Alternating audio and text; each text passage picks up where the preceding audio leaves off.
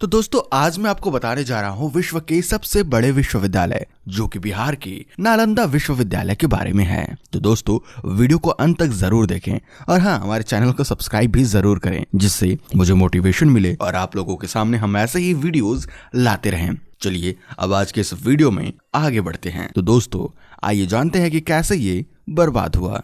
बिहार के पटना से करीब 90 किलोमीटर के दायरे के अंदर है वो जगह, वो महाविद्यालय जिसकी प्रसिद्धि विश्वविख्यात है, जहां 5वीं शताब्दी में दुनिया भर से विद्वान आया करते थे। लेकिन फिर अचानक कुछ ऐसा हुआ कि ये यूनिवर्सिटी पूरी तरह से बर्बाद हो गई। कभी यहाँ दुनिया का सबसे बड़ा विश्वविद्यालय हुआ करता था, जिसे कुतुबुद्दीन ऐबक के सेनापति बख्तियार खिलजी ने जलाकर राख कर दिया। उसी ने बिहार शरीफ की स्थापना की। ऐसे में आज हम आपको बताते हैं कि आखिर इसका इतिहास क्या है, नालंदा यूनिवर्सिटी को क्यों तबाह किया गया और वर्तमान समय में इसकी हालत क्या है। नालंदा विश्वविद्यालय का इतिहास। भारत के कॉलेज और विश्वविद्यालय आज भले ही विश्व के टॉप शैक्षणिक संस्थानों में शामिल ना हो, लेकिन एक समय ऐसा भी था जब यह देश विश्व में शिक्षा का प्रमुख केंद्र था। भारत में ही दुनिया का पहला आवासीय विश्वविद्यालय खुला था, जिसे हम नालंदा विश्वविद्यालय, नालंदा यूनिवर्सिटी के नाम से जानते हैं। इस विश्वविद्यालय की स्थापना 450 ईस्वी में हुई थी। नालंदा विश्वविद्यालय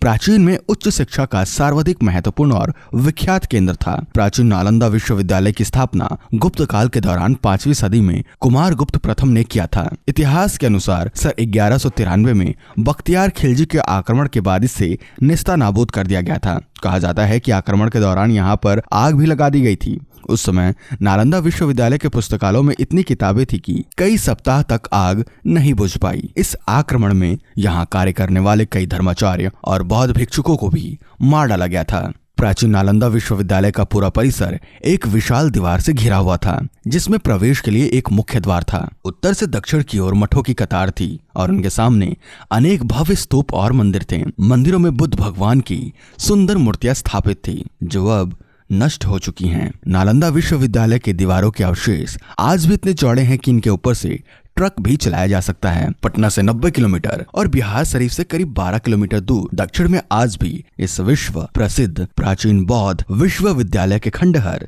स्थित हैं। नालंदा विश्वविद्यालय स्थापत्य कला का एक अद्भुत नमूना है। आपको जानकर हैरानी होगी कि इस विश्वविद्यालय में 300 कमरे, 7 बड़े बड़े कक्ष और अध्ययन के लिए 9 मंजिला एक विशाल पुस्तकालय था, जिसमें एक समय में 3 लाख से भी अधिक किताबें मौजूद होती थीं। नालंदा को तक्षशिला के बाद दुनिया का दूसरा सबसे प्राचीन विश्वविद्यालय माना जाता है। वहीं आवासीय परिसर के तौर पर पहला विश्वविद्यालय है। ये 800 साल तक अस्तित्व में रहा। इस विद्यालय में विद्यार्थियों का चयन मेरिट के आधार पर होता था और यहाँ छात्रों को निःशुल्क शिक्षा दी जाती थी। इसके साथ उनका रहना और खाना भी पूरी तरह से निःशुल्क होता था। इस विश्वविद्यालय में एक समय में 10,000 से ज्यादा विद्यार्थी शिक्षा ग्रहण करते थे और 2700 से ज्यादा अध्यापक उन्हें शिक्षा देते थे। नालंदा में सिर्फ भारत ही नहीं, बल्कि कोरिया, जापान, चीन, Tibet, Indonesia, Iran, Greece, Mongolia समेत कई दूसरे देश के छात्र भी पढ़ाई के लिए आते थे।